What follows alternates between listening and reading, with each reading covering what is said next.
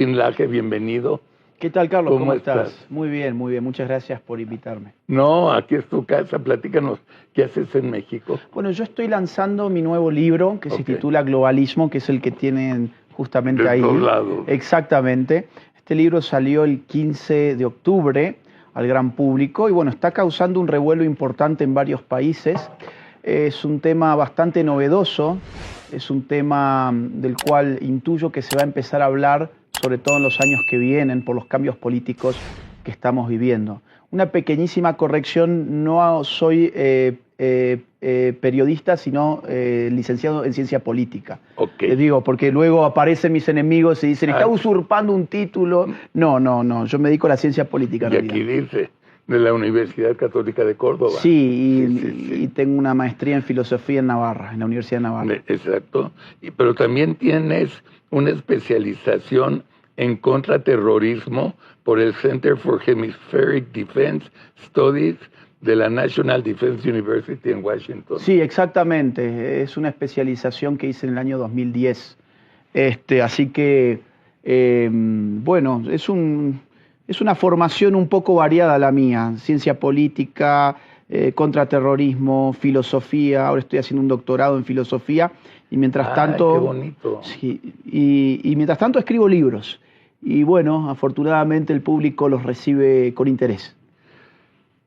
Te platico. Finalmente tengo a alguien que creo que me va a contestar la pregunta que hago 1000 veces y nadie me contesta. ¿Qué carajos estamos haciendo en Latinoamérica? ¿Por qué nosotros los latinoamericanos no aceptamos el bien vivir? ¿Por qué vamos a la izquierda? ¿Por qué vamos a dictaduras militares? ¿Por qué somos necios? Bueno, en este momento estamos viviendo el inicio de una nueva etapa en América en general. Nosotros debemos poner en contexto los procesos políticos de los últimos años y creo que una buena forma de entender parte de lo que pasa en la región es pensar en las sucesivas victorias del Foro de Sao Paulo y del socialismo del siglo XXI. El Foro de Sao Paulo se crea en 1990 con Fidel Castro liderándolo junto con Lula da Silva. Un Lula da Silva que todavía no era prácticamente nadie, no era nadie. Este Foro de Sao Paulo fue una redefinición de las estrategias de las izquierdas que en un contexto de fin de la Guerra Fría necesitaban reagruparse y rediseñar sus estrategias para el nuevo siglo. Eso es el Foro de Sao Paulo. De ahí aparece el fenómeno del socialismo del siglo XXI. El socialismo del siglo XXI va a tener muchos presidentes. Va a llegar Hugo Chávez, su sucesor Nicolás Maduro, Daniel Ortega en Nicaragua se va a agarrar firmemente del foro, los Kirchner en Argentina, Evo Morales en Bolivia, Rafael Correa en Ecuador, aquí López Obrador en el 2018, y esa experiencia empieza a flaquear en realidad hacia el año 2015. El año 2015 pierde el kirchnerismo después de 12 años de gobierno en Argentina. ¿Qué es el peronismo? ¿Qué es el peronismo de izquierdas? Sí. Es la venganza de los montoneros de los años 70. En el caso chileno pronto va a volver Sebastián Piñera en el 18. Un poquito antes va a ganar Donald Trump en el 16, las elecciones en Estados Unidos. En el 18 Bolsonaro en Brasil. Es decir, parece que el socialismo del siglo XXI está de capa caída a partir más o menos del 2015. Además, el Grupo de Lima, que era la contracara, era el contrapeso del Foro de Sao Paulo, constituido por Colombia, por Chile y por Perú, hacen bien su trabajo, no permiten que las izquierdas lleguen al poder. En ese contexto, en ese momento histórico. Todo esto va a cambiar en el 18.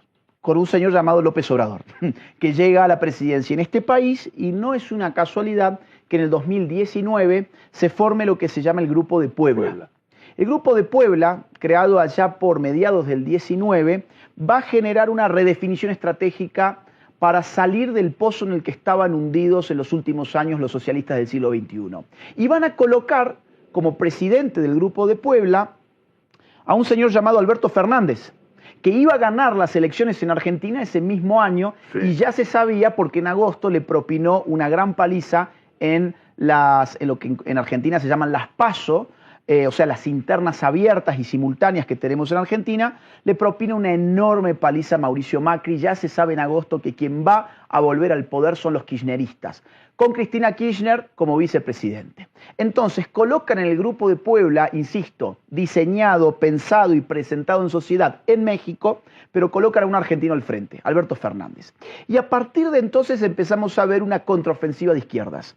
Por ejemplo, en octubre del 2019, insurgencia indigenista en el Ecuador. A tal punto ponen al gobierno de Lenín Moreno en jaque que tiene que abandonar la capital de Quito y recluirse en Guayaquil.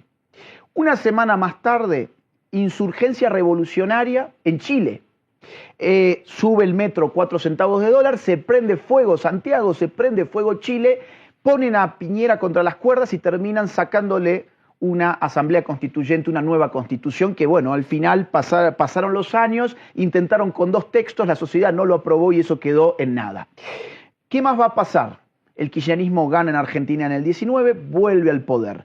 Pero además va a ganar en Chile por primera vez un izquierdista duro llamado Gabriel Boric, que después no fue tan duro, pero se presentaba como un kirchnerista, como un izquierdista muy duro.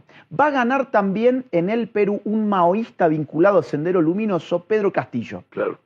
Vinculado al terrorismo de los años 80 del Perú. Claro. Y va a ganar en Colombia otro exterrorista llamado Gustavo Petro.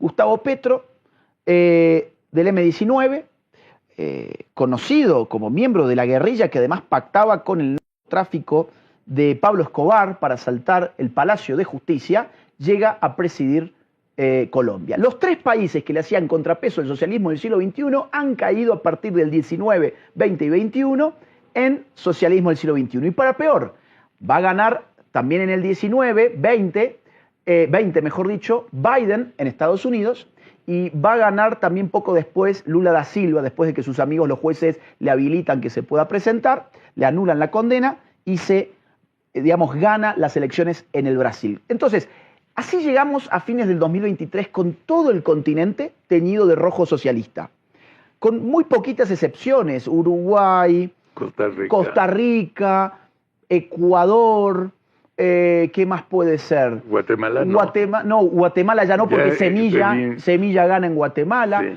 Sí.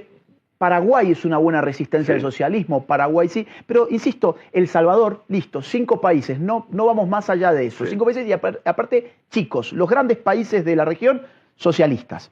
Entonces, empieza a cambiar esto a fines del 2023, cuando en Argentina en segunda vuelta gana Javier Milei con un 56% de los votos. Ahí eso empieza a cambiar la cosa. En febrero, Bukele se reelige con 85% de los votos en El Salvador. Sin tener derecho a reelección. Exactamente. Sí. Y con las elecciones constitucionalmente, como bien dices, se pueden, poner en tela de juicio. Ahora, no hubo fraude a tal punto que la comunidad internacional estaba ahí esperando ver un fraude y realmente el tipo sacó 85% de los votos. Y después tenemos las elecciones de Estados Unidos, que vuelve Trump y a contrapelo de lo que la prensa en general creía que iba a pasar y las encuestadoras marcaban que era factible, Trump arrasa en los 7 swing states. En los 7. No le deja margen de nada a Kamala Harris, de nada. Y va a asumir con un Congreso favorable y una Corte Suprema favorable y sus últimos 4 años constitucionales. Y voto popular también. Y voto popular además también. Ganó. Exacto. Entonces, esa es la historia muy resumida desde la década del 90 hasta hoy. Lo he intentado apretar todo lo que puedo, pero nos da un panorama de ¿qué? De que quizás ahora estamos entrando en una nueva etapa. Tenemos una derecha libertaria en el sur, tenemos una... Pero uno tiene. Sí.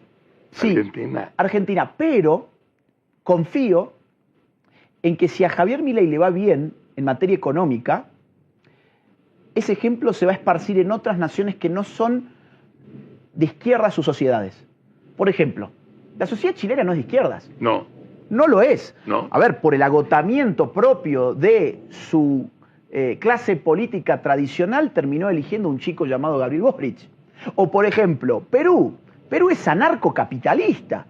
En Perú no importa quién gobierne, el mercado funciona y rige el destino de los peruanos, e incluso el mercado informal es lo más importante que esta gente tiene. Claro. Es más, digamos, el peruano puede funcionar sin gobierno si quiere. No es izquierdista el peruano, no lo es muy conservador además. Por un accidente de su sistema político, donde se presentan 20 candidatos al mismo tiempo, uno pasa a segunda vuelta con 15 puntos. Y pasó con 15 puntos frente a Keiko Fujimori, un maoísta que atraía al votante del sur del Perú y terminó ganando por el odio hacia la familia Fujimori. Claro. Y en el caso de Colombia tampoco es un pueblo de izquierdas. No. Si no, las FARC hubieran tenido Claro. otro alcance, otra prédica. De Terminaron acuerdo. en el narcotráfico porque no tenían base popular. Entonces, digamos, lo que es Perú, Colombia, Chile, que históricamente se enfrentaron al socialismo del siglo XXI, yo estoy convencido de que van a volver a la buena línea. Lo que veo más complicado es México. México, aparte, tiene un régimen de 6 años, es mucho tiempo, vienen de 6 años de un populismo de izquierdas que ha sabido comprar a distintos sectores de la sociedad a base de dádivas, al sector de los ancianos, al sector de los jóvenes. Que no estoy tan seguro que tan de izquierda. Hasta la fecha no me convence, porque esa no es izquierda. Ok. Es populismo. Es un populismo indefinido. Habrá que ver ahora con Sheinbaum. Igual. Porque Sheinbaum, ella tiene otra formación, entiendo que otros apetitos. No, sí, pero tiene una fijación obsesiva con López Obrador, entonces no sirve de nada. Sí, aunque 6 años son mucho, sí. Yo creo que puede pasar mucha cosa. Entonces, digamos, veo que la región está cambiando, puede empezar a cambiar. Otro ejemplo muy importante de un país chiquito, pero que se ha convertido en un ejemplo para toda la región, es El Salvador. Sí. Uno puede estar más a favor o más en contra de las medidas que se han utilizado para combatir al crimen organizado. Ahora, lo cierto es que las poblaciones de nuestra región más horrorizadas por el crimen desean un Bukele en sus propias naciones. Claro. Chile, por ejemplo, Chile pide a gritos un Bukele en este momento. Lo miden a Bukele en Chile. Y en muchos lugares los políticos tratan de hacer espejo con Bukele a ver de qué manera le copian el discurso político. Estamos hablando de El Salvador, un país chiquitito en términos poblacionales, territoriales y económicos. Así que yo veo, ciertos aires de cambio. Todo este diálogo empezó por qué nos pasa que siempre caemos en izquierdas, y yo diría, quizás las cosas puedan cambiar. Quizás que en el futuro venidero las cosas puedan cambiar. Pero, a ver, ¿qué es lo que hace que todo lo que es una hinchada latinoamericana caiga en las mentiras, caiga en las trampas y como idiotas ahí van a votar otra vez por lo pésimo del gobierno anterior? Bueno, o sea, varias cosas. Son ignorantes, yo no creo, no les importa la política, lo más seguro es que no, pero estas votaciones tan abrumadoras. Yo creo que son varias cosas. Por un lado, el arte de mantener a los pobres siendo pobres, pero contentos y felices. Exacto. Es un arte muy complejo que la izquierda lo sabe usar muy bien a costa de los pagadores de impuestos, por supuesto. La izquierda aumenta impuestos, aumenta regulaciones, infla el tamaño del Estado, nos deja estados elefantiásicos, pero ganan las elecciones porque con ese Estado mantienen a los pobres siempre en su lugar, pero siempre contentos porque las migajas que se caen de la mesa se las envían a ellos y les hacen creer que ese es un buen modo de vida. Y el pobre dice, bueno, tengo que votar al político que me está tirando las migajas porque es todo lo que conozco. Esta es la migaja que merezco. Y eso se combina entonces con una falta tremenda de educación. Porque quien es educado, quien verdaderamente ha recibido educación, no se conforma con una migaja. Y mucho menos con una migaja que el de arriba se la lanza. Quien es educado en valores, en responsabilidad individual, en libertad individual, quiere un buen trabajo, quiere un buen sistema económico que le permita crecer, que le permita democrático. Bueno, entonces, ¿qué pasa? Tenemos una combinación. Por un lado, el clientelismo económico y por otro lado, el adoctrinamiento de los sistemas educativos y de los sistemas informativos del Estado. o desinformativos del Estado. Entonces, cuando la sociedad, insisto, es acostumbrada a pensar además con las categorías de las izquierdas, pues obviamente van a ir a votar izquierdas. Si un chico ha crecido toda su vida escuchando que la riqueza es un pastel que simplemente se divide, pues obviamente va a votar al político que le dé la mayor parte o que le ofrezca un pedazo del pastel, cuando en realidad la riqueza no es un pastel dado, sino que es algo que se produce con mecanismos de mercado. Entonces, claro, el problema es que en las escuelas no te enseñan los mecanismos de mercado. En la escuela te enseñan los mecanismos redistributivos del Estado y eso le llaman justicia social. Y eso le garantiza al político tener ejércitos de votantes que piensan siempre con las categorías de las izquierdas. O, por ejemplo, pensemos en casos ya no económicos, sino culturales, incluso sexuales. El feminismo, en los últimos años, que ha sido una de las banderas más exitosas de las izquierdas, ha abierto ideas muy, muy curiosas, como por ejemplo que a las personas tenemos que votarlas por sus genitales. Entonces ahora resulta que lo genial de Sheinbaum es que tiene un tipo de genital femenino. Bueno, no sé si es lo más importante a la hora de elegir un político, qué es lo que ese político tiene entre las piernas, pero hay muchísima gente, sobre todo mujeres, que han adoptado esa configuración ideológica y que creen que lo realmente valioso de un político es a qué sexo pertenece. Incluso lo acabamos de ver en los Estados Unidos, es decir, la brecha del voto femenino que se decantó. ¿Se fue con Trump? Claro, a ver, el voto femenino en realidad se fue con Harris y fue el único voto que Trump no recuperó. Trump recuperó voto de la juventud, voto de las clases bajas, voto hispano, muchísimo voto hispano, y voto incluso afroamericano lo mantuvo. Ahora, voto de la mujer, Harris. Entonces, claro, cuando uno viene con el chip de si sos mujer tenés que votar por izquierdas porque la izquierda es feminista y la derecha se supone que es machista, entonces eso va a tener también impacto electoral. No solo en Estados Unidos, lo ha tenido en Argentina, el caso de Javier Milei también es muy significativo. A Milei lo votaron los jóvenes, los pobres, el interior de la Argentina, pero no lo votaron las mujeres. Y es lo mismo que le pasa, por ejemplo, a un Santiago Abascal en España o lo que le pasa a un José Antonio Cast en Chile, que es la barrera del voto femenino. Bueno, ¿dónde se cultiva eso? En los sistemas educativos, donde desde chicos les están metiendo todo este cuento y desde la prensa hegemónica también, por supuesto. Entonces es un cóctel. Por un lado, el clientelismo económico, las dádivas, las migajas, estarle dando porque es niña hay que darle plata. Porque es anciano hay que darle esta plata también, porque es mujer hay que darle cupos y porque es trans hay que darle este otro cupo. Entonces, tenés a todo lo que llaman hoy las minorías, digamos, atrapadas en los circuitos del Estado dadivoso, y por otro lado tenés los aparatos de adoctrinamiento, los aparatos ideológicos del Estado, a toda marcha generando ciudadanía que piensa conforme a categorías de izquierdas. En efecto y en consecuencia, pues van a ganar las izquierdas las elecciones. ¿Cuándo puede ganar el centro o la derecha? Bueno, yo soy muy escéptico de que el centro esté en condiciones hoy de dar una batalla electoral exitosa. Yo creo que el centro se ha mostrado totalmente agotado. El centro y el centro derecha especialmente está agotado. Vamos a poner algún ejemplo. Uruguay recientemente. Ahorita con la izquierda. Con la izquierda vuelve el Frente Amplio y vuelve en su versión más radical. Sí. En su versión más radical. ¿Y qué tenía al frente? Una centro derecha muy lavada, muy políticamente correcta, que quería jugar a también ser feminista. Pero la feminista no va a ir a votar la copia de mala calidad, va a ir a votar al original. Seguro. Es decir, jugar a hacer la copia de mala calidad no tiene ningún sentido. Entonces, Uruguay, vamos a otro ejemplo. Argentina. Bueno, ¿cuál era el centro? El centro en realidad era el macrismo. ¿Por qué? Porque Macri tenía dos candidatos.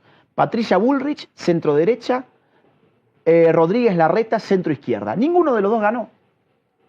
Es más, el centro izquierda ni entró a las generales.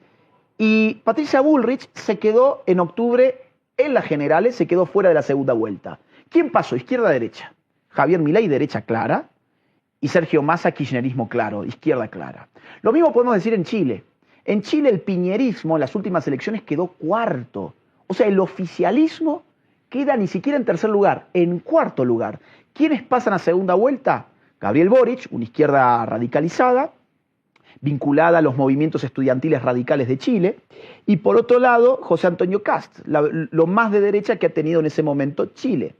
Y así en general ha ocurrido en las... Bueno, aquí, el PAN. Es decir, el PAN, ¿a quién termina llevando? A Xóchitl, que nadie puede decir que era una candidata de derecha. No. Es más, ella misma, hasta donde yo le he escuchado algunos discursos, se reconocía como una candidata de izquierdas. Entonces uno tenía la izquierda en versión panista, en conjunción con el PRI, y no sé si el PRD creo que también andaba por ahí. Todavía andaba, sí. Exacto, todavía andaba. Y al frente estaba Morena, que era la izquierda gobernante. O bueno, usted me dice es un populismo indeterminado, se lo tomo. Pero esa cosa lavada, políticamente correcta, donde se quiere quedar bien con el discurso del enemigo, que es propio del centro de nuestros días, yo creo que es estéril, no genera nada. Entonces, las dos condiciones en este momento, donde nuestras sociedades están divididas en todos los países, no solo en Estados Unidos, que acabamos de ver la división, en todos los países la sociedad está fracturada, pues entonces hay izquierdas y hay derechas. Bueno, los juegos electorales venideros están abiertos y habrá que ver qué es lo que tienen para ofrecer países como, insisto, Perú, Chile, Colombia. Pero, a ver, dos ejemplos que todavía me complican más. Sí. México lleva 4 elecciones presidenciales, o sea, 24 años, yendo el 60% del padrón a la elección. 60%. Imagínate. Venezuela, ahorita, fue el 62%. Y era para quitar un pinche dictador de mierda. Y va el 62% igual que acá. Sí, sí. ¿Qué nos pasa? Bueno, hay una falla en el sistema democrático, y eso es lo que nadie se anima a decir. Dímela. Es decir, los padres del sistema democrático moderno fueron los ilustrados del siglo XVIII. Y los ilustrados en el XVIII sabían perfectamente que la condición de la salud pública de una democracia era la educación del pueblo. Un pueblo que está mirando todo el tiempo TikTok, que está hipnotizado con estupideces, que está más dispuesto a votar en la casa de los famosos que movilizarse a las urnas, es un pueblo que merece ser esclavo. No es un pueblo que esté preparado para la democracia. A ver, ¿qué es la democracia? La democracia es el poder en el pueblo. Kratos, poder, demos, pueblo. ¿Cómo empodero al pueblo? Bueno, permitiéndole decidir. Como el pueblo no puede gobernar por sí mismo, porque el pueblo es múltiple, es muy numeroso y cada vez más numeroso además, imagínense ustedes, ¿cuánto tienen? 127 millones más o menos. Bueno, 142. 142 millones. Wow. Y 100 con credencial de elector. Wow. Poner a toda esa gente a gobernar. Fueron 60 nada más. ¿Y fue el 60? Y 36% o 36 millones por Claudia y 21 o 22 por la oposición. Bueno, yo te daría un número peor, que es el siguiente. Si yo salgo a hacer una encuesta acá, en Ciudad de México, o en Buenos Aires, no importa, es que no es una cosa de México, es una cuestión de todos. Y yo le pregunto a la gente, bueno, a ver, ¿usted sabe qué hace un ministro? No. ¿A qué poder pertenece un ministro? No, solo eso. Que no. ¿A qué poder? No, a ver, yo me juego el 90% por lo menos de los encuestados no va a tener idea ni qué es un ministro. Yo lo viví. A mí me tocó. Claro, claro. Entonces, con ese criterio, ¿a qué vota la gente? Si yo le digo, a ver... Al que le cae bien o al que le dan la plata. Exactamente. Ahí está el punto. Ahora, uno puede elegir un político porque me cae bien. ¿En virtud de qué me cae bien? Porque me puede caer bien en virtud de un programa político o de una ideología política. Ahora, si me cae bien porque me gusta cómo habla, o porque me gusta su peinado, porque me gusta su ropa, o porque me gustan sus ojos, como acá se dijo alguna vez, ahí tengo un grave problema, que es que el pueblo no está educado y no está eligiendo. Es decir, nosotros tenemos democracias fallidas porque el pueblo cree que elige algo, pero no tiene herramientas para elaborar su decisión política. Y ese daño lo ha provocado el mismo Estado. ¿Por qué? Porque a los políticos que han gobernado históricamente nuestros estados siempre les ha convenido un pueblo embrutecido para poder dominarlo. Aquello de la verdad os hará libres es una cosa muy sabia, porque en la verdad hay libertad. Si yo puedo buscar la verdad, tener herramientas de entendimiento, puedo en el caso de la política conocer hechos políticos, argumentaciones políticas, puedo elaborar un pensamiento propio y mi voto tiene peso. Ahora insisto, si en mi vida me interesé en política, no conozco las ofertas políticas y voy a votar porque me tiraron ayer una migaja, entonces no tenemos un sistema democrático real, tenemos un sistema clientelista. Pero explícame Venezuela. Bueno. 60% fue a votar. Nos gustan las migajas. Al pueblo latinoamericano nos gustan las migajas. Y hay gente que se acostumbra a vivir así. Hay gente que se acostumbra. Eso que desde afuera, desde ámbitos... Claro, porque no tenían referencias pasadas. Exacto. Y ya hay generaciones que han vivido bajo chavismo toda su vida. Es cierto, claro. A ver, es lo mismo que en Cuba. ¿Y qué pasa en Cuba? Cuba tenés una dictadura desde 1959. ¿Y qué pasa que el pueblo no se rebela? Porque en el caso de Venezuela hay varias cosas. Por un lado, generaciones enteras no saben lo que es la libertad. Exacto. No la conocen. Cuando emigran, la conocen en otros países y ya no quieren volver. Y se acabó su vínculo con Venezuela para siempre, o por lo menos para mientras dure esto en Venezuela, que parece que sigue para largo. Por otro lado, tenemos gente aterrorizada. A ver, Montesquieu, que fue un filósofo político del 18, decía que la base psicológica del despotismo era el terror, el temor. Es decir, ¿dónde funciona el despotismo? ¿Dónde el déspota realmente puede gobernar? Cuando el pueblo está atemorizado. Claro. Bueno, el pueblo venezolano está atemorizado. Claro. Le hicieron fraude en sus narices, lo saben perfectamente, y cuando María Corina Machado convocó a las manifestaciones en contra del fraude, uno miraba las imágenes de la televisión, de la convocatoria, y no llegaban ni a 10.000 personas. Es decir, un partido de fútbol junta más gente que eso. Seguro. Entonces, el temor, el no conocer la libertad, el acostumbramiento, son todos factores. Otro más, la desesperanza. La idea de, ya vivimos este cuento. Fuimos a las urnas, incluso hasta intentaron de afuera armar una suerte de gobierno paralelo, un jefe de Estado venezolano paralelo que tampoco funcionó. Y al final del día, la salida venezolana, esto es muy duro, pero es realmente lo que yo creo, la salida venezolana no pasa ni por la intervención externa, ni por la apertura del sistema democrático. La única forma de voltear a Maduro en este momento es un pueblo decidido a recuperar su libertad. Ahora, es un pueblo desarmado. Claro. Es un pueblo que va a tener que luchar contra los tiranos sin armas. No va a ser una revolución violenta, por lo menos no la del pueblo contra los tiranos, sí la de los tiranos contra el pueblo. Eso va a ser una masacre. Ahora, decía Hegel, en la dialéctica del amo y del esclavo, que el esclavo era esclavo porque no estaba dispuesto a morir. Claro, el esclavo al final del día, esto lo explica Hegel de una manera maravillosa, es el choque de dos personas. Esto es una metáfora filosófica, digamos así, ¿no? Es una idea filosófica. Chocan dos hombres y el que tiene miedo a morir es el que se convierte en esclavo, porque elige su esclavitud en lugar de la muerte. Es decir, la muerte es, digamos así, el horizonte de la práctica política revolucionaria al final del día. ¿Estoy dispuesto a morir o no por la libertad de mi pueblo? Bueno, el pueblo venezolano hoy no está dispuesto a morir. El pueblo cubano tampoco está dispuesto a morir. Y Cuba está desde 1959. Y los venezolanos desde la llegada del chavismo a principios de los años 90. ¿Qué va a pasar ahí? No lo sé. Lo que sí estoy seguro que salida democrática no hay, porque ya vemos que no están dispuestos a perder las elecciones, y salida de intervención extranjera no creo que estemos viviendo en tiempos de intervencionismo militar de los Estados Unidos. No, yo tampoco. De hecho creo que Estados Unidos, aunque tengas dictador, si tienes negocios de petróleo y les vendes barriles, claro, es más importante que pinche... Claro. Y hay otra variable, que ahí está metido Rusia, claro, está metido China, está metido Irán. Entonces, enfrentar a Maduro es enfrentar a aquella parte del mundo también. Pero perdió. Pero claro, ¿dónde están las actas?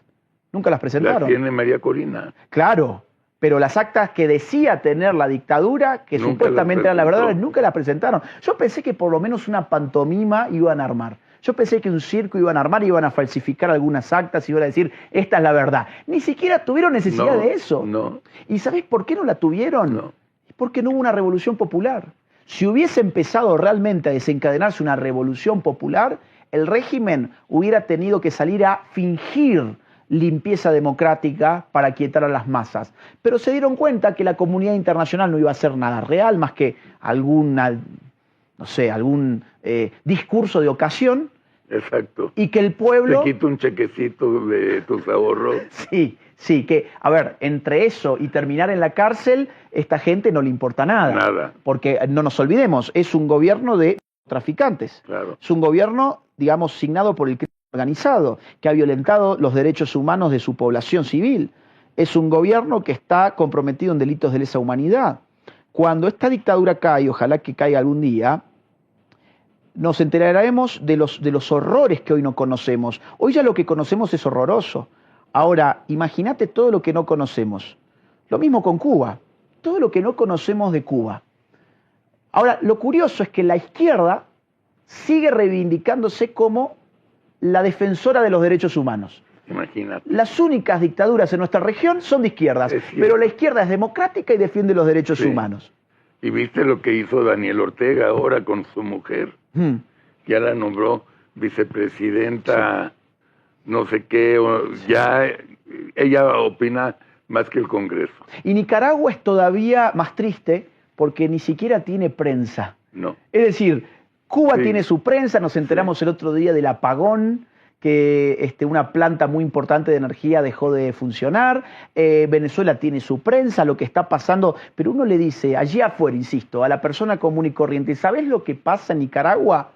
La gente no tiene ni idea. No. Ni siquiera la comunidad internacional habla de lo que pasa en Nicaragua, donde se persigue, por ejemplo, a los sacerdotes, a los obispos, a las personas de fe. Hay una persecución religiosa muy grande en Nicaragua. Y a veces me da la sensación de que ni el Vaticano quiere decir lo que pasa en Nicaragua. A mí también. Abandonaron a sus curas, abandonaron a sus obispos. Ahora, vamos a globalización. Vamos. Que es otro mundo fascinante. Es un hecho que ya vivimos en una globalización. Los que no lo quieren ver es porque están ciegos. ¿Cómo puede afectar en un mundo globalizado gobiernos como los que tenemos en Latinoamérica? ¿Cómo es esa relación en tu opinión? ¿Y cuándo visualizarías que mandemos a la mierda al gobierno que está ahorita? Bueno, yo diría lo siguiente. Globalización es un dato inexorable de la realidad, como bien has dicho. Sí. Es una palabra, además, la palabra globalización data de la década de 1980 y aparece en el marco de las facultades de ciencias económicas y de administración de empresas. ¿Por qué? Porque refiere a un fenómeno relativamente novedoso, que es el de la aceleración de los intercambios comerciales a escala planetaria, posibilitados por las nuevas tecnologías de comunicación, de transportes, digitales, etc. O sea, resumiendo, la posibilidad de tocar un botón y mover mi capital de una parte del mundo a otra parte del mundo, tocar otro botón y contratar a una persona que desde la India trabaja para mi empresa, tocar otro botón y comprar mercadería a la China. Eso es globalización, eso es un dato de la realidad, es un dato inexorable de nuestro sistema económico.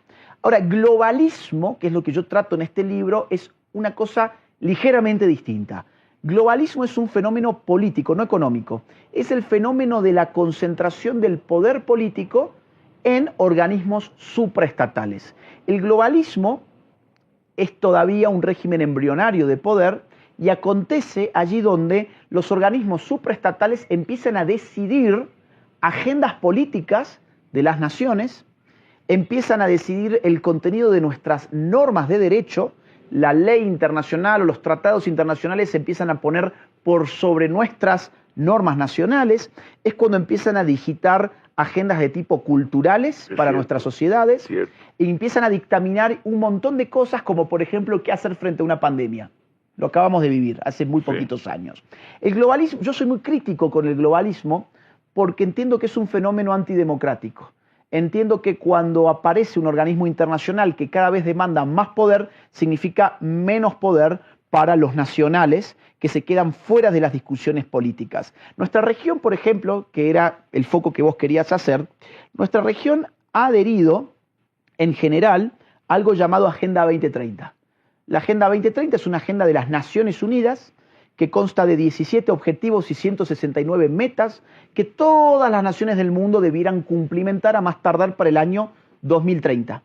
Esto se creó en el año 2015. Nos dan 15 años para cumplimentar lo que apenas 87 personas diseñaron como Agenda 2030. Solo 87 personas diseñaron una agenda para más de 8.000 millones de seres humanos que habitamos en el planeta Tierra. Y nuestros gobiernos, que les encantan estas organizaciones, quedan muy bien porque la ONU tiene buena prensa, entonces van y dan sus discursos en la ONU y se comprometen en el nombre de los mexicanos, en el nombre de los argentinos, en el nombre de los chilenos y así en general, a una serie de cosas que después el pueblo no tiene ni la más remota idea. Entonces, el globalismo es un problema político que yo creo que va a ir creciendo en los próximos años porque estos organismos demandan cada vez más prerrogativas. Por ejemplo, cuando tuvimos la pandemia del COVID-19, hace poquito, esto es demasiado fresco, ¿quién digitó las políticas sanitarias de las naciones?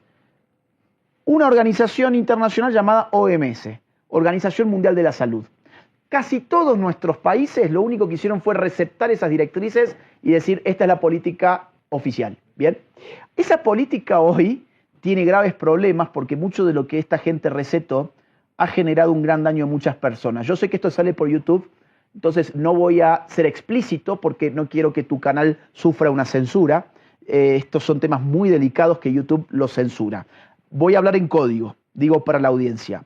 La OMS, Organización Mundial de la Salud, recomendó aplicar determinadas cosas, determinadas marcas, siguiendo lineamientos y siguiendo intereses de ciertas farmacéuticas que finalmente afectaron a personas que hoy están yendo a la justicia en muchos países como Holanda, Inglaterra, países del primer mundo, Estados Unidos también. En Estados Unidos se va a destapar algo muy grande ahora con Kennedy Jr., donde, bueno, empiezan los juicios.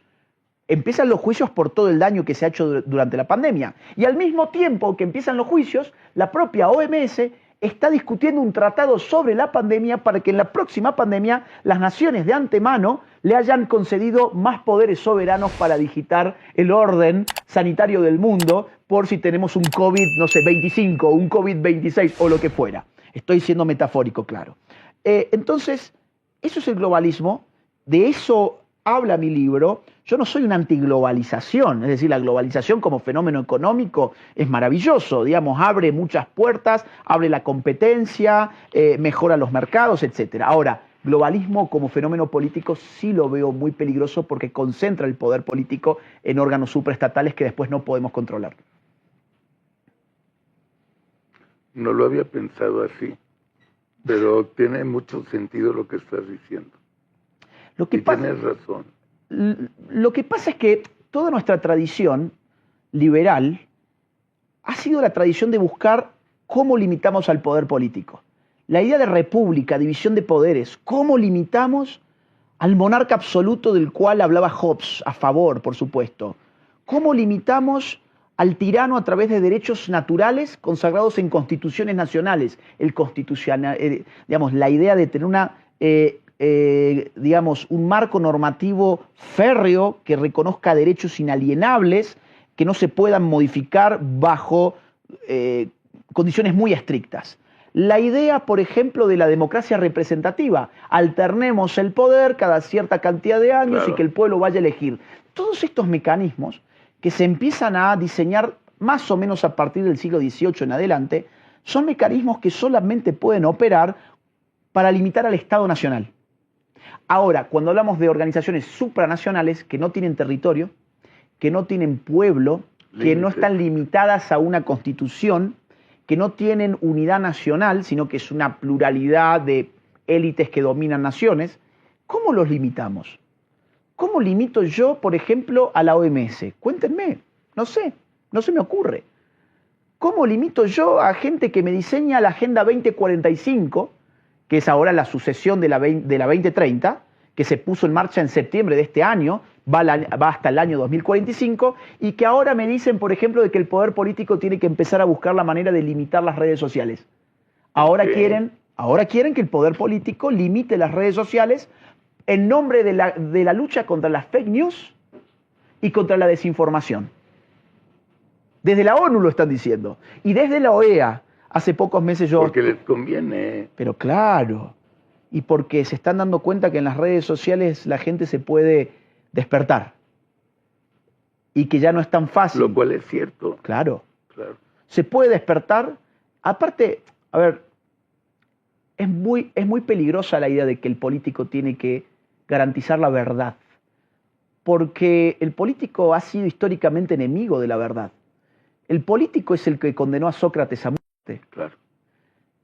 La primera doctrina de ciencia política, en un sentido estricto, fue la de Maquiavelo, quien recomendaba al político mentir. Los ilustrados del siglo XVIII se enfrentaron a los monarcas absolutos luchando contra los prejuicios y contra las mentiras de las monarquías absolutas. Es cierto. Más aún, los totalitarismos del siglo XX, el nazismo y el comunismo, se basaron en mentiras. Y el franquismo. Se basaron en doctrinas Absoluta. que falseaban la realidad. Sí. Que y tenían... el pueblo ignorante decía, no sabía. Exactamente. Y no cuestionaba. Exactamente. Entonces, como ahora... hoy no cuestionan tampoco. Y ahora en el siglo... Ten migajas, coño, me están dando de comer.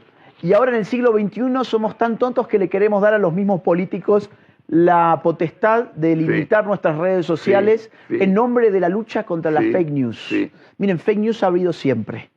Mentira ha habido siempre. Es cierto. En todo caso, lo que ocurre ahora es que hay, digamos así, una democratización de la posibilidad de mentir en el espacio público, pero también están los instrumentos para desenmascarar la mentira de manera automática. Hoy no es fácil mentir en redes sociales, no es cierto que sea fácil mentir. No, no es. Si yo ahora lanzo un tuit con una mentira alevosa, no va a pasar ni 10 minutos. Te la callan en un minuto. Me la callan en un minuto. ¿Cuál es el terror entonces de esta gente? El terror es que el político ya no puede mentir tan abiertamente. Claro. Lo callan en un minuto en las redes sociales. El periodista tradicional, que antes podía mentir sin réplica, hoy te lo replican en 2 minutos en las redes sociales. Sí, es cierto. Los organismos internacionales que pensaban que la Agenda 2030 podía pasar sin debate... Y la Agenda 2030 ya no va a ser Agenda 2030 entonces. Va a ser 2045. ¿Cuándo la corrieron? 15 años. Septiembre de este año. Acaba de pasar. Acaba de pasar. ¿Y por qué pasó? Y esto es lo más divertido de todo. Porque la propia ONU dice está fracasando la Agenda 2030, el 80% de nuestras metas no se están cumpliendo y en muchas de ellas muy importantes estamos peor que en el 2015. Por ejemplo, ellos tienen la meta de hambre cero. Bueno, hoy hay más hambre que en el 2015, que fue cuando empezó Agenda 2030. Tienen la meta de paz mundial. Hoy hay más que en el 2015, cuando empezó Agenda 2030. Claro. Educación de calidad. Hoy la educación, como consecuencia de la pandemia, entre otras cosas, está más deteriorada de lo que estaba en el 2015, cuando empezó Agenda 2030. Entonces, ¿la ONU qué dice? Dice, las naciones han fracasado en su misión de cumplir Agenda 2030.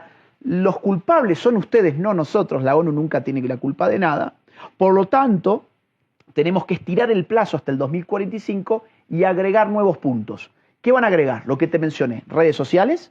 Van a agregar derechos indígenas, la idea de que el derecho indígena se debe respetar dentro del contexto del Estado-Nación, con lo cual parte la idea de igualdad ante la ley, porque ahora vamos a regirnos por marcos normativos distintos.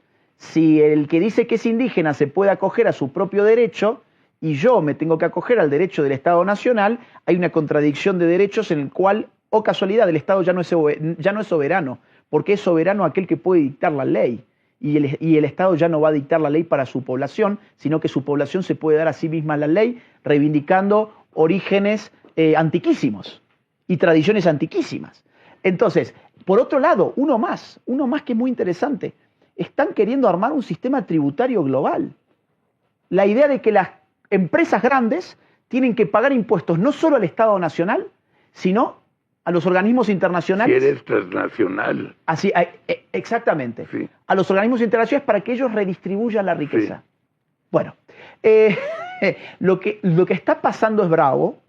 Lo que está pasando por ahora, a ver, tiene muy buen marketing, se lo publicita muy bien, lo hacen con lindos colores, con palabras bonitas, siempre con caritas sonrientes, siempre con muy buena onda y con muy buen ánimo.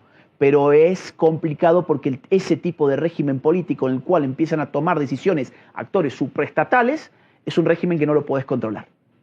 Es un régimen que por definición no lo controlás, porque no es democrático, no es republicano, no es representativo, no es constitucional.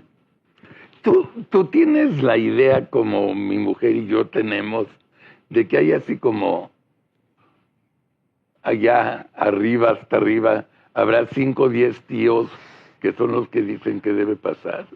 Bueno, yo creo que a veces eso nos puede llevar a algún tipo de teoría de conspiración. Conspiración, y, sí. que la gente pueda decir, bueno, esto que están hablando ya pierde sentido.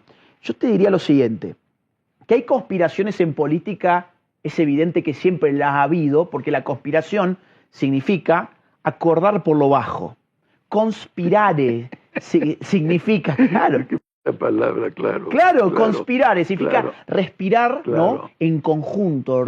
Conspirare es respirar en conjunto. ¿Qué es conspirar? Es acordar por lo bajo, y la política es conspiración, por definición. Ahora, ¿qué es una teoría de la conspiración? Es que yo pueda suponer qué es lo que se ha acordado sin tener los datos en la mano. Entonces yo no hago teoría de la conspiración porque yo siempre me aboco únicamente a los hechos que surgen de los informes oficiales y públicos. Ahora bien, en función de los informes abiertos, públicos y oficiales, yo te diría lo siguiente. Hay organismos muy importantes en los que se define lo que ellos mismos llaman la agenda global. Uno de ellos es el Foro Económico Mundial, el Foro de Davos. Exacto. Es un foro que existe desde 1971, cuyo líder es Klaus Schwab. Para ser miembro del foro hay que desembolsar una cantidad inmensa de dinero. Allí están las corporaciones más importantes del mundo. Allí están magnates como Bill Gates, están magnates como George Soros, están las grandes ONGs y las grandes fundaciones, que al mismo tiempo están todas metidas en la ONU. ¿Qué hace el Foro Económico Mundial de manera abierta? Ellos dicen que definen lo que se llama ciudadanía global, que vendría a ser la capacidad política de un actor internacional de determinar el contenido de la agenda del mundo. Eso es algo que ellos dicen, no lo digo yo. O sea, tu intuición es bastante acertada, solo que yo no diría que son 5. Están dentro de una organización donde esta gente se reúne. Ahora, siendo miembro del foro, lo otro que te puedo decir es que vos vas a tener un cartelito acá, una especie de credencial con un color. Vos llegás al foro de Davos, todos llegan en sus jets privados para luego decir de que hay que reducir la contaminación. Es increíble. Llega Greta Thunberg, por ejemplo, a decirnos que hay que limitar los vuelos privados y llega junto con magnates que todos llegaron con sus aviones privados. Bien. Entonces, esta gente tiene su cartelito con un colorcito. Y ese color te habilita a entrar a una sala o a otra.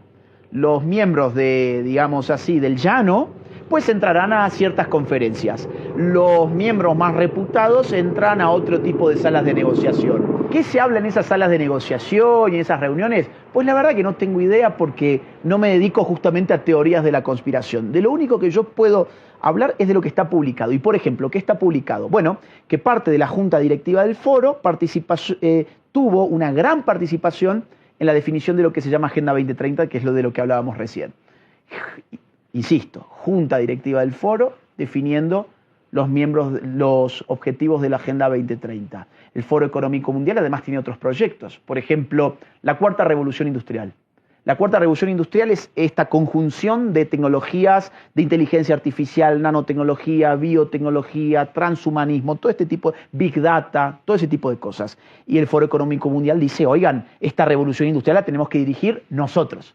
Las revoluciones industriales pasadas no las dirigió nadie, fueron productos espontáneos del sistema capitalista. Ahora, ellos quieren dirigir, ¿para qué? Para concentrar ese tipo de tecnologías y darle el uso que ellos quieren darle. Otro tipo de iniciativa que tiene el Foro Económico Mundial se llama Informes de Riesgos Globales. Ellos una vez por año publican un informe que se llama Riesgos Globales, en el cual dicen cuáles son los 10 riesgos para los próximos 10 años en la humanidad. Y los van modificando de acuerdo a sus apetitos políticos. El de este año, por ejemplo, el riesgo número 1 era las fake news en Internet, lo que animaba a la gente del foro a pedir intervención política en las redes sociales, que es lo que hablábamos recién. No puede ser eso.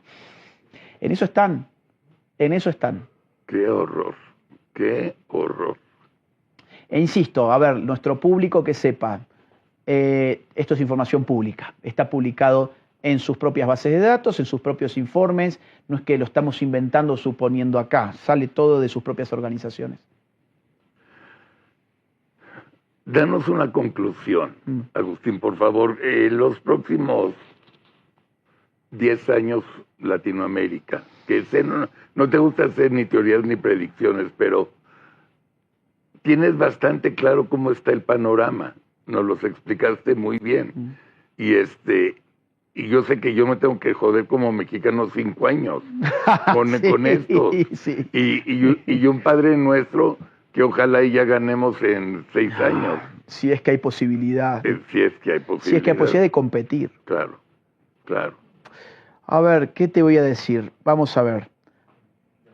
Lo que está pasando en Argentina, yo no soy nacionalista en el sentido de la típica soberbia que nos endilgan a los argentinos, porque aparte soy de Córdoba, soy del interior. Bueno, no eres de Boca, que ya está. No, no soy ni de Boca ni de River, soy de Talleres de Córdoba. De Talleres, está perfecto. Entonces, a ver, con mucha humildad lo digo esto. Sí. Creo que lo que pase en Argentina va a ser importante para varias naciones. Fundamentalmente para las que mencioné con especial énfasis hace un rato. Sí. Colombia, Perú, Chile. Se está mirando mucho la Argentina. No México. Brasil. Sí. Brasil, que Lula está haciendo un desastre en este momento. Las últimas elecciones la ganó el bolsonarismo en Brasil. Sí. La de los alcaldes. México está muy complicado. Porque yo no soy experto en política mexicana. A mí me gusta aclarar cuando los temas los manejo con una investigación fuerte. No soy experto en política mexicana, pero me da la sensación, usted me dirá si es así o no, de que hay una especie de regreso a la dictadura perfecta. Sí. Es decir, es el viejo esquema de la hegemonía donde un partido duraba décadas. Hay una enorme diferencia. El PRI sí sabe gobernar.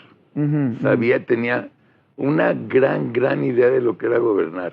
El PAN tampoco lo hizo mal y siempre fue dentro de la democracia o la dictadura perfecta, pero no vivías en la cabeza de estos vengadores de mierda. Sí. Es como otra que son los resentidos sociales. Sociales de quinta, sí. Vengativos. Era otra cosa. Sí, sí, porque aparte ellos se agarran de paradigmas nuevos que fragmentan a la sociedad, claro. Que es lo que se llama actualmente las agendas woke. Yo diría, claro, son woke estos tipos y entonces usan esas ideologías para fracturar a la gente, claro, y para cultivar el resentimiento social. Ellos viven del resentimiento porque la izquierda es la religión laica de los resentidos sociales. Otra vez. Es la religión laica de los resentidos sociales.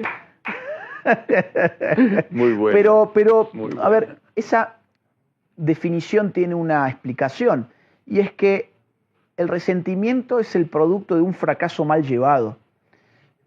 Todos fracasamos en la vida, todos, no hay excepción, nadie es perfecto. Incluso Messi, ¿cuántas copas del mundo fracasó? Sí. Bueno, hasta que se le dio. Pero, a ver, y cuando uno fracasa... Igual y no se le daba también. Claro, exacto, y por ahí no se le daba. Pero es Messi. Y por ahí no se daba. Y bueno, pero, claro, a ver, a lo que voy, cualquier persona, incluso la que más se admira, puse el caso de Messi porque en Argentina se admira especialmente a Messi. Y como vengo de ahí, bueno, tengo esa imagen, ¿no? Digamos así que el fracaso es algo propio de la condición humana. Vamos a fracasar, no siempre vamos a ganar. Ahora, el problema es cómo explico mi fracaso.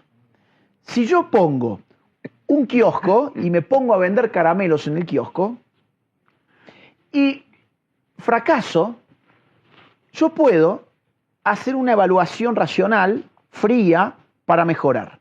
Y puedo decir, oigan, a ver, quizás los precios estaban altos, quizás el producto, el caramelo que yo traía era malo, quizás la zona en la que ubiqué, mi negocio era mala, no tenía mercado para esto, quizás me faltó hacer marketing. ¿Sabes lo que harían estos hijos de este gobierno? Ahí está, ¿qué le va a decir? Es es culpa Exacto. del cliente que no logra distinguir la extraordinaria calidad de este dulce porque prefiere los dulces norteamericanos y franceses. Exactamente. Ahí está el punto al que yo quería llegar. Sí. Entonces, el fracaso se convierte en resentimiento Exacto. cuando no lo puedo superar porque no puedo salir adelante.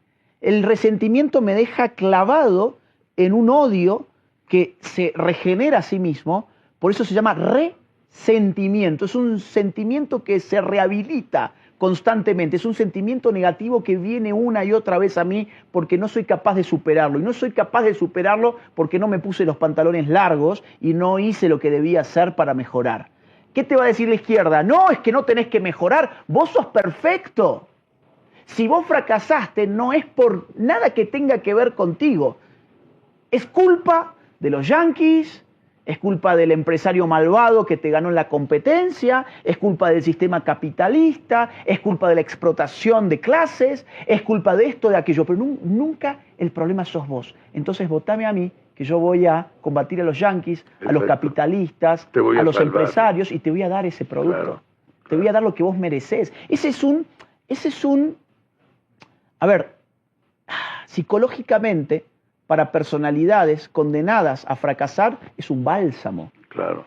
Porque es, yo no tengo que mejorar, yo no tengo que... No, él me va a hacer mejorar, claro, porque él reconoce en mí. Claro. Entonces, a ver, sé que nos hemos ido por las ramas, pero digo, ¿qué va a pasar en la región en los próximos años?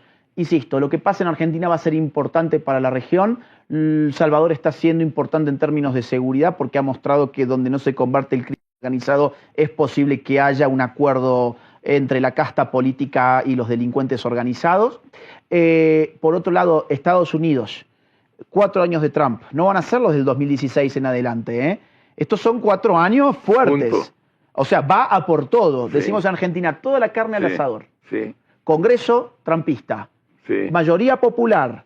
Corte Suprema. Y los últimos 4 años constitucionales. Y senadores. Senadores, exacto. Y senadores. Entonces lo que allí va a haber una política muy fuerte contra el globalismo, contra el wokeismo, y ojalá también que esta vez miren un poquito más a América Latina, cosa que no se hizo mucho en la gestión anterior. Ya se acabó el programa. 2 promesas, Agustín. Hay que tener, cuando empiecen otra vez conflictos latinoamericanos, tendremos una conferencia en Zoom, hacemos un programa especial. Sí. ¿Te apetece? Me sumo con todo gusto. Por favor. Me avisan y yo me sumo. Sí. Y ya está, en Globalismo está en todas las tiendas, supongo. Está en todas, es muy fácil de conseguir aquí en México, muy fácil. Y si no lo compran por kilo. Son 600 páginas, pero invito a la gente que se anime a leerlo, porque son las discusiones que vienen. ¿Cuánto tiempo te llevó? 1 año y medio, pero bueno, muchas lecturas de ahí ya las había hecho para otro tipo de investigaciones. Yo ya venía trabajando el tema digamos, de hace bastante tiempo, pero concentrado en este libro 1 año y medio. Ha sido un placer tenerte acá en casa. Igualmente, Carlos, muchas gracias. Muchas gracias, de verdad, Agustín. A vos. Y bueno, nos vemos pronto aquí. Así será, con todo gusto. Muchísimas gracias.